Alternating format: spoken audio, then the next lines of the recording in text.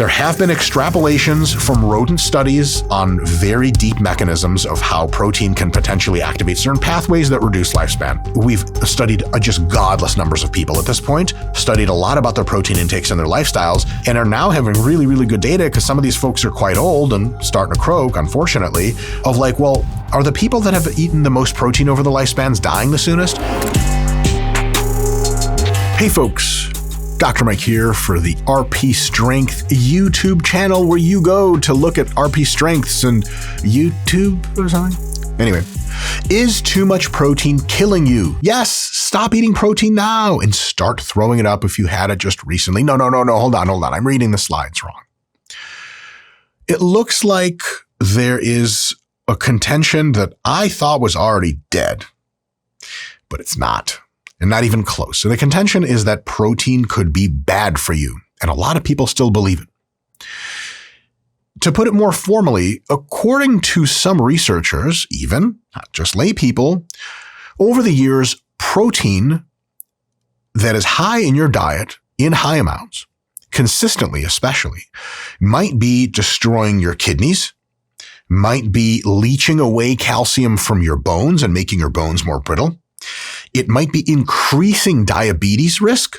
And it might be increasing all-cause mortality on average and thus reducing how long you live, which is really what killing you part means.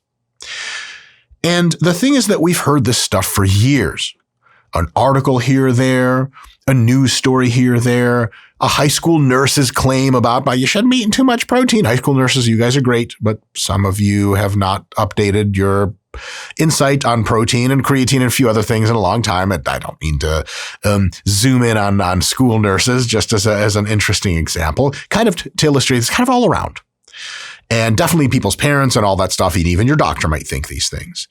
But as the esteemed Menno Henselmans, who is an amazing follow on Instagram and a phenomenal follow on YouTube, I highly recommend him, pointed out recently in one of his Instagram posts, a group of researchers decided to actually ask the question of, okay, like for real though, how true are these claims under a real microscope about protein being bad for your health in a variety of ways? And these fine folks authored one badass review paper, which we're going to be looking at today. Let's take a look at it and see if you should be buying life insurance soon. Ooh. So the study is called The Harms of High Protein Intake. It's a really fancy study name. The Harms of High Protein Intake, Conjectured, Postulated, Claimed, and Presumed, but Shown. Maybe. And so this is by Stephen French and colleagues. Phenomenal review. So let's start off just by talking about what the big mystery is. Like, what is this study trying to resolve? Protein has become kind of the nutritional hero of marketing departments and Jim Bro lore over the past many years. And yet for more than 60 years at this point, academic papers and popular articles alike have at times and places warned that too much protein will do all kinds of really bad things to you. It'll wreck your kidneys, it'll leach calcium from your bones, it'll shorten your life, tip you into diabetes, and so on and so forth. And the authors of this study basically say that like these are conjectured harms. People think they're likely harms through reasoning. But there is a striking lack of convincing direct human data, which doesn't mean that these things are wrong. It just means we can't be so confident that they're correct. And also what these study authors have shown before writing their review is that in some cases, the evidence for protein's harm actually leans in the other direction. So it's not only that for some things, hint, hint, bone growth, that protein doesn't really harm bone growth, it seems like, but it actually, a few studies, pretty convincing ones, show that protein might enhance bone growth. Okay, so like if we're claiming that protein's bad for your bones, but the net aggregate of literature, as far as these guys can just vibe out, says that shit is for sure not true, and it might be true in the opposite direction, we have a little bit of a problem. So what these guys are doing is asking a very important central question here. Are any of these alleged harms actually supported by solid science?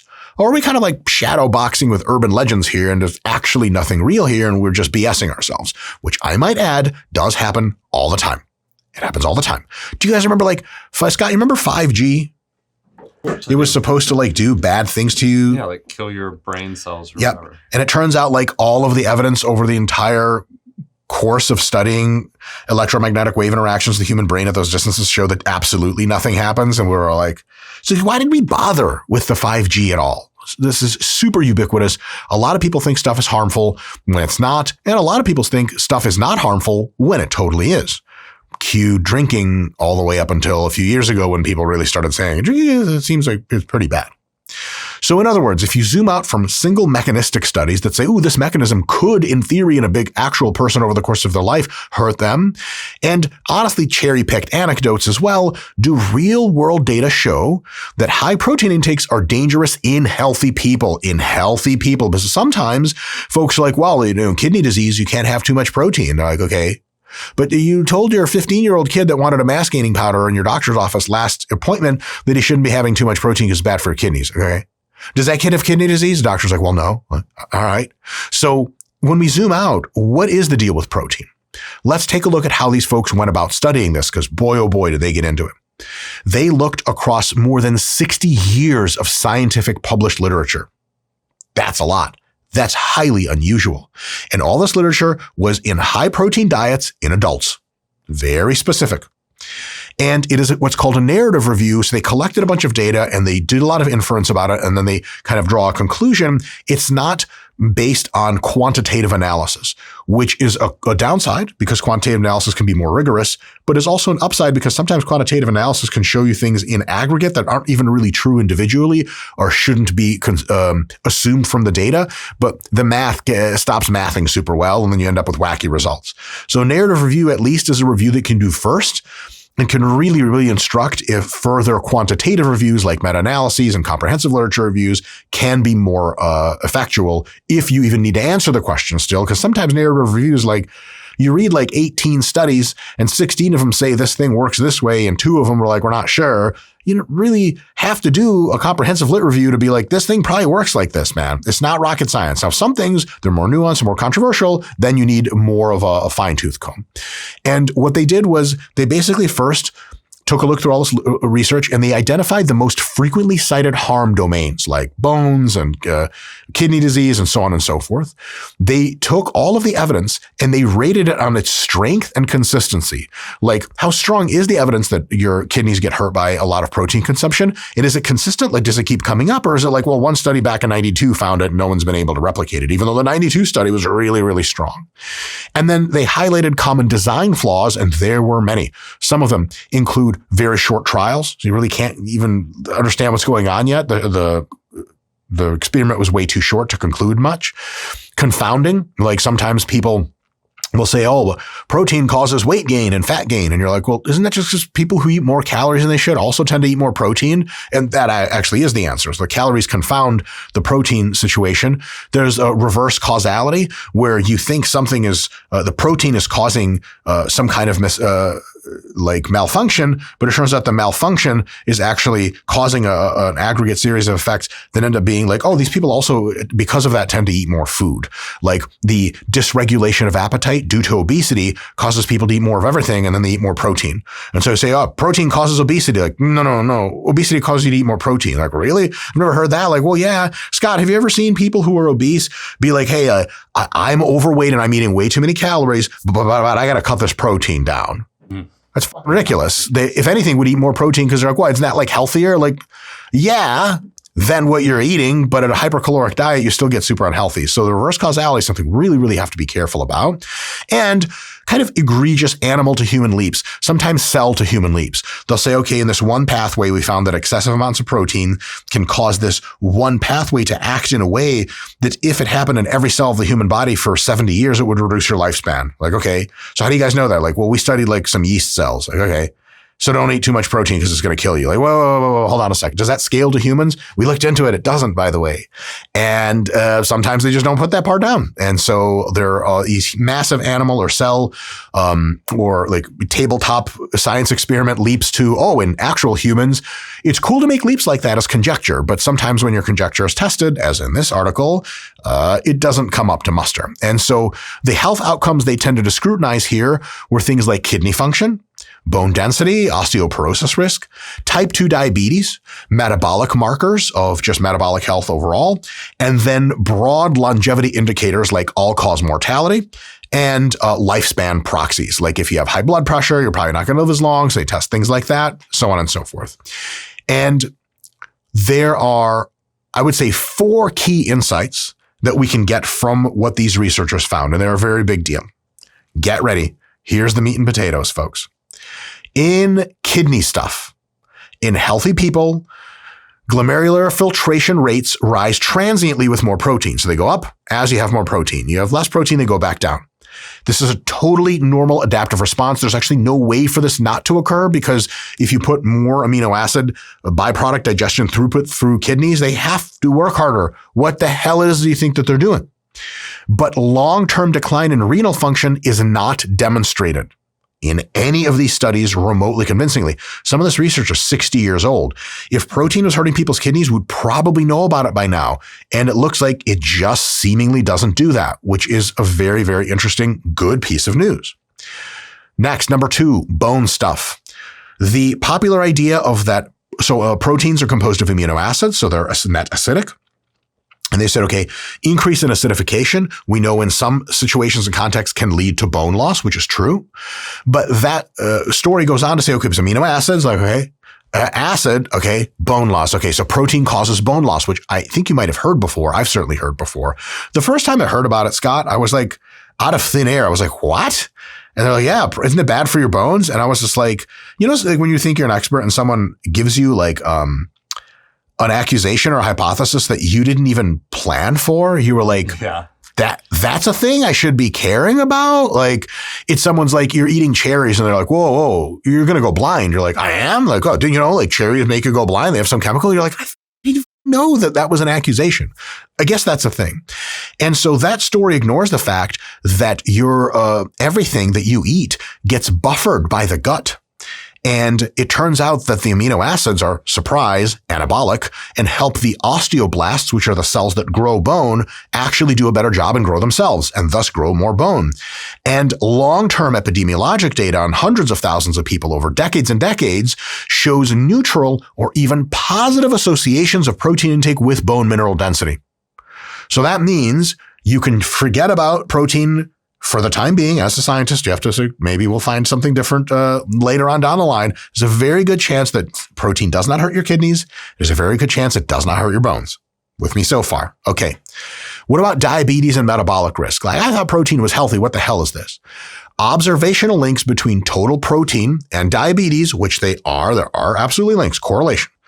People who, on average in the United States and Western Europe, eat the most protein, not very small groups of people like fitness people, but over the whole general population, also tend to have the worst kidney and metabolic disease risk outcomes.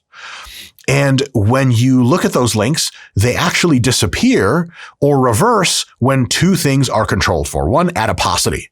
So if you're really, really fat, then it is true that excess protein causes more dysfunction because it just contributes to excess calories and makes you even fatter. And you already have all these bad things.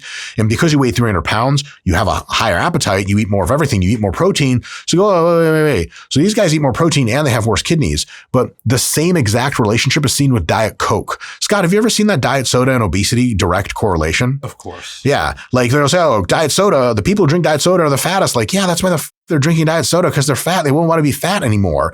It's like saying, like, the people that have casts on their legs have the highest fraction of broken legs. It's the casts that break their legs. Like, no. They got broken legs first, then the casts got put on, which is why it's a really high correlation. You get fat first. Sure, not diet soda is not number 1 priority there. And then when you're fat, you start to get in, no offense, people, when you're fatter, you start to get in more diet soda to try to help it. But for maybe forever or for a really long time, you're still fat. So the correlation is massive. And genetically, like whatever skinny people, they don't drink diet soda. Sometimes they don't drink soda at all. Sometimes they have like 1 Coca-Cola Classic that's not diet per day. And it just doesn't make them fat because it's not enough calories. So same thing with proteins. Like when you're big and you go to, I was going to say Logan Paul's Steakhouse. That wasn't it. Scott, what's one of those roadside steakhouses on the freeway? Texas Roadhouse. Texas Roadhouse. When you go to Texas Roadhouse and you're a big some bitch, you ain't going to order like one little teeny steak. You're going to have a big steak and that's a lot of protein. And so people are thinking, it's the protein that's making you diabetic and out of shape. Absolutely not true. And when calorie intake is controlled, the entire relationship goes away as expected, right? And interestingly enough, intervention trials where they take two groups of people and they're roughly identical and they give one group some diet and they give another group that's a diet is essentially identical, but also just has more protein in it and less fats and carbs. More protein in a diet over months of time shows better glycemic control during weight loss. So it actually, protein, especially in a weight loss context, has an anti-diabetic effect. I mean, imagine if you thought protein increased your risk for diabetes and you go to the store to try to shop for your new weight loss and a diabetes reversal diet. I don't know what the you're buying. I guess veggies and stuff, which is really good, but like you're leaving out a thing that can help you in every major respect and does not increase diabetes or metabolic risk. Protein does not increase diabetes or metabolic risk. It arguably reduces it in context of a weight loss diet. Number 4, longevity. This is the big one. This is maybe why you clicked on this video. There have been extrapolations from rodent studies on very deep mechanisms of how protein can potentially activate certain pathways that reduce lifespan. Absolutely. But these haven't mapped cleanly onto human cohorts. We're just not seeing the same thing with humans. And prospective studies simply fail to show shorter lifespan at the protein intakes common to athletes. So we've studied just godless numbers of people at this point, studied a lot about their protein intakes and their lifestyles, and are now having really, really good data because some of these folks are quite old and starting to croak, unfortunately, of like, well, are the people that have eaten the most protein over the lifespans dying the soonest? And body weight and calorie equated? No. The answer is just no. So if you suspect that protein is somehow making real people in the real world live less long, you have a very big problem of explaining why that does not seem to be the case in real people living less long in the real world. So sometimes mechanisms are awesome. Sometimes they don't peter out. This is one of those that just didn't make any sense. The common thread here that many protein is harmful narratives and the papers that push those narratives, not to say that they're like willfully ignorant or stupid or something like that. These are folks just giving their best opinions. Many of these papers rely on surrogate mechanisms like mTOR activation for longevity, which is very, very slight relation. And they don't corroborate clinical endpoints. It's like, okay, did these people actually demonstrate weaker bones after 16 weeks of eating higher protein? Well, we didn't look into that. Like, okay, so you can't be super sure. Or they studied them on populations with pre-existing disease. Like if you take obese, overweight people with metabolic dysregulation, then you're going to find some wacky stuff in there that just might not apply to the vast majority of people who eat protein and ask about it, which are people like me and like you and maybe even like Scott, the video guy, who just are normal folks trying to get their protein going so they can a little bit more swole, pump a little bit more blood into those veins, and have that one girl by the squat rack notice me senpai a little more. Did I do a good job of the anime thing? Scott, you love anime. What do you think? I'm currently looking for a waifu. Yes, my man. Excellent.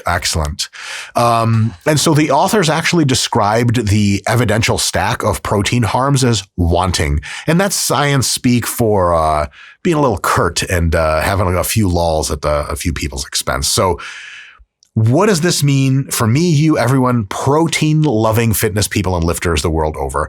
The safety envelope looks very roomy. They have tested months-long studies where people ate up to 2 grams per pound per day and per pound of body weight. So people who weigh 200 pounds have eaten like 400 grams of protein per day for months and months and months. And they had no adverse hepatic, which is liver, or renal, which is kidney, or lipid, which is blood fat, and overall health changes when they were doing resistance training as adults. So the idea that like, oh, well, protein's going to kill you. It's like, well, sure, shit must take over multiple months and there's no directionality to it taking multiple months. Let me give you an alternate example. When you take higher doses of anabolic steroids, multiple months of you taking them, your blood work just gets worse and worse and worse until it stabilizes it really bad. And really bad blood work means you're slowly decaying under the hood. Even if it stays a certain level of bad, you run that over years and years, you're going to have a bad time. And so you can say, okay, steroids don't kill you in a few months, but directionally they make your body so unhealthy that they're going to kill you sooner or later. With protein, we don't even see that directionality. So if someone's like, well, protein is going to kill you eventually. And you're like, okay, so is it something that happens over like years? We simply cannot detect over months. Nobody really ever answers that that question, by the way. Now, there's still a performance upside and an outcomes upside. Higher protein diets support lean mass retention during fat loss dieting. They support muscle mass gains, and they are just awesome and not unhealthy for you. So you're like, okay, higher protein diets are awesome, but they seemingly don't have all these downsides that people think. This is already great. Now, before I leave you guys, I have a few kind of practical guardrails here to talk about. If you already have kidney disease, you probably know that. Stay close in medical follow-up, and all this data is on healthy kidneys. You have kidney disease, is between you and your doctor to negotiate how much protein is a good idea for you. Less of a negotiation and more of your doctor telling you what to do. As always, keep the rest of your diet healthy. Keep them, veggies and fruits high, micronutrients really high, fiber high, stay hydrated. And that way, take care of your gut health, take care of your whole body. So just because you have protein in your food doesn't mean it makes it healthy food. You can also have healthy food with protein, and then you're really winning on all grounds. And of course, calories still matter. Like if you have a crap load of protein in your diet, then plus the carbs, plus the fats, if you're gaining weight and getting unhealthy from that, you can't be like, well, it's just protein, yes, but it all adds up. So other than that, the bottom line for us gym folks is that barring pre-existing pathology, like you have actual kidney disease, eating anywhere in the gram per pound plus or minus a considerable amount range is not only safe under current evidence, but actually maybe low-key beneficial in a few ways other than making you more jacked. And so amazing paper by these folks. And a huge round of applause, because this is a really awesome study. And if you guys want to go PubMed it, it's really easy to find, just to search terms earlier. And Scott, can we throw this in the description maybe? Yes. Dope. And so the study is something that, if you have a concerned parent in your social circle, if you have, concerned medical professionals, or even just that aunt or uncle at dinner that just keep talking that shit, like, that protein is bad for you, just send them the PubMed link. And then, it's an opinion piece by me on YouTube is one thing. You can send them this video and they'll be like, okay, that man's head is shaped weird and I don't want to hear about his stupid bullshit anymore. But a peer-reviewed article that is kind of avant-garde and the best review article in the space, it's a different kind of argument. Scott, have you ever seen anyone successfully, like a regular person successfully argue back from a comprehensive review of the literature? No, absolutely not. They just kind of shut up and don't say anything for a while and then pretend they never had that opinion. So send this article out. These guys need massive recognition. They're doing amazing work. As always, huge thanks to OpenAI for their suite of AI products, which helps me make these lectures in record time and helps me with research. Massive shout out to the RP Diet Coach app and the RP Hypertrophy apps. Then saying put that protein to good use and get jacked. Check those out, link in the description. And we'll see you guys next time. Go eat some protein. Celebrate.